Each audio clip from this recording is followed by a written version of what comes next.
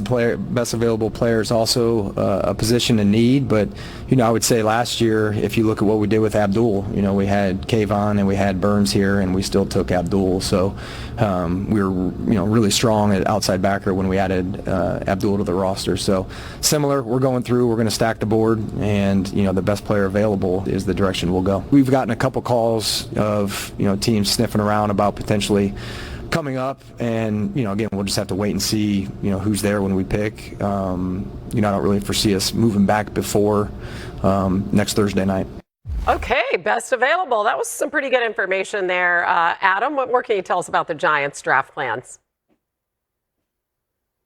Hannah, this is the first draft pick for new New York Giants head coach John Harbaugh. He'll be looking for somebody to establish a culture, to represent the values that he does, and that's why it's such an important pick for this team. And there are a lot of directions they can go. A lot of people wonder whether they would roll the dice on Jeremiah Love, who many consider to be the best player in this draft, or whether they would go a more traditional route and stick with the defensive side of the football where they could really use some help. Sonny Styles, linebacker, Ohio State. Caleb Downs, safety, Ohio State. A lot of people around the league think that the Giants' first pick could come out of Columbus, Ohio. Wow. What do you think, Swagoo? Woo, which way would you go? Yeah, look, position of strength, number one. Shane was alluding to a lot of people calling potentially about trading down or trading back. But I think if Jeremiah Love is there, you go get him. And I understand defensively, but they brought in Javon Holland. They brought in some defensive guys. You're dealing with the Dexter Lawrence, wanting out, but more so wanting a new contract. But Jeremiah Love with a young quarterback that you're trying to continue to develop. And remember, Harbaugh has not, since he's been in Baltimore, he's had a beast in the backfield. Exactly. He knows how much that particular position means to the success of his football team. And I like Scatterboo and his toughness and all of that stuff, but I don't think he's going to be the feature back. And if Jeremiah Love is there at 5, I think you'll be hard-pressed to pass him up, and maybe later on in a defensive-heavy draft, try to figure out a way to get you a really good player on your back end. I don't think you're wrong, Marcus. I think also a thing that Harbaugh has always had is an incredible safety, right? Yep. You think about Ed Reed. You think after Ed Reed left, they did what they had to do to get Kyle Hamilton. For that defense, he understands a playmaking safety that can do it all, whether you're playing in the box, playing off the hash, deep passes. And Caleb Downs is all of those things. A true difference maker on a defense that John Harbaugh is used to having. A quarterback over there to say, hey, let's solidify this and then figure out what we need to do on the offensive side of the ball. So I think Caleb Downs is the best defensive player in this draft. Yeah. And if he's at 5, I think it fits right up Harbaugh's alley to go there and get him and put somebody on the back end that can really stabilize that D. It's so cool because when you're talking both of those guys, Love and Downs, you're talking about guys who can do a lot of different things, and both of whom are culture setters as well. Absolutely. All right. Now, then we have a little drama. Dexter Lawrence didn't show up at the office last week. So what are Joe Shane and company doing about that, Adam? Any word?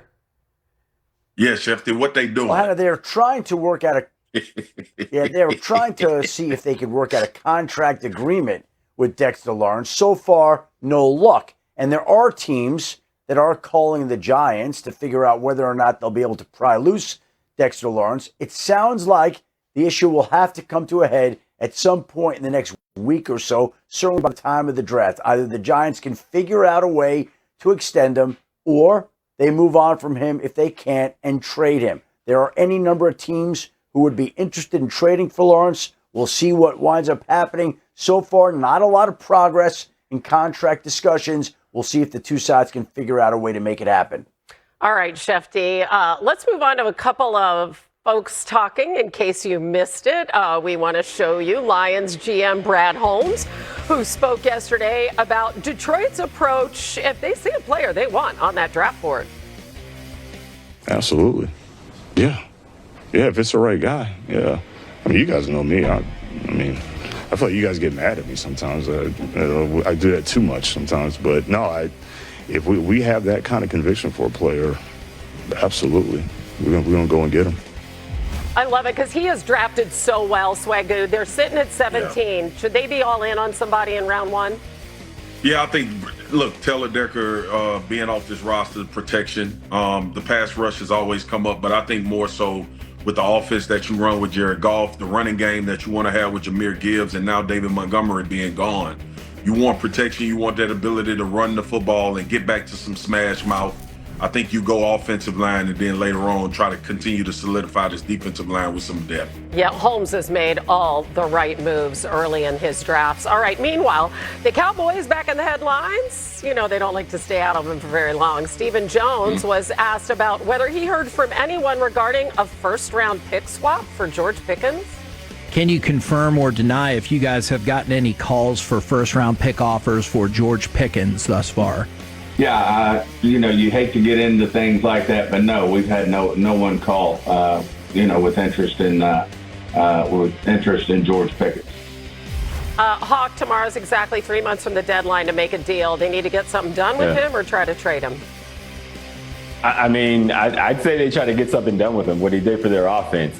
He gave us a lot of information for someone who doesn't want to get into it, but it really is an advantageous question for him because, number one, if you do want him, I want everyone to know there's no competition. And for George Pickens, nobody's calling, so it gives me leverage in that negotiation. I love the way that Swagoo just weighs in on all things Cowboys. So Hawk was thinking exactly what I was thinking.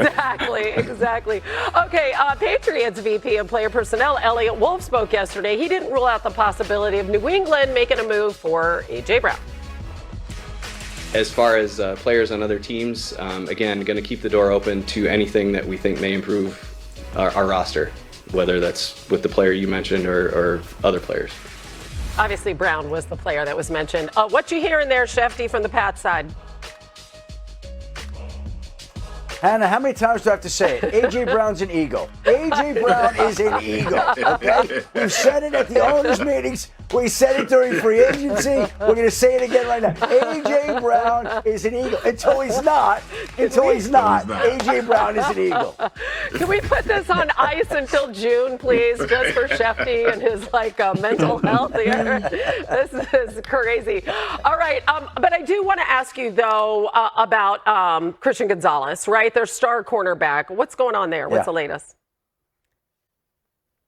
Look, I think there are two cornerbacks here at some point this offseason that are going to wind up with lucrative new extensions. Devin Witherspoon in Seattle, Christian Gonzalez in New England. Both cornerbacks were in the Super Bowl. They're two of the best defensive players in the game. I think both will wind up with new deals. New England's going to want to sign Christian Gonzalez to a new deal. It's hard to imagine they wouldn't figure out a way to get that done with as well as he's played and as much talent as he's shown. So, yeah, at some point this offseason, with him being eligible for that contract extension, it would not surprise a lot of people if that deal got done. Yeah, and when he and Milton Williams both played, they went 12-1. I mean, the only game they lost when both of those guys were in was actually the Super Bowl.